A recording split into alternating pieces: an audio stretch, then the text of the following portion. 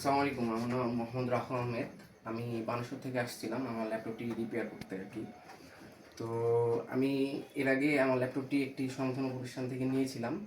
Even ওইখান থেকেও বেশ কয়েকবার আমি আমার ল্যাপটপটি রিপেয়ার করাইছি আর কি। মানে আমার কিবোর্ডে প্রবলেম হয়েছিল।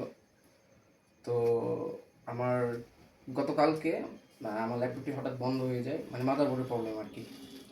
তো আমি সেই সন্ধ্যায় আর কি, সেই সন্ধ্যায় আমি সিদান নিউ মার্কেটে যে সিদান ইয়েটা ছিল আর কি, ওখানে গিয়েছিলাম। যাওয়ার পর ভাইকে আমি টোটাল ডিটেলস বলি যে আমার মাদারবোর্ডে এই সমস্যা। তো ভাই আমার সব কিছু শোনার পর প্রায় সম্ভবত 1 থেকে 2 ঘন্টার পর 2 ঘন্টার মধ্যে আমার মাদারবোর্ডে কি প্রবলেম সেটা বের করে আমার সামনে প্রত্যেকটা অবজেক্ট ধরে আসলে আমার সামনে, আমার মানে সামনে আর কি উনি রিপেয়ার করে আর কি।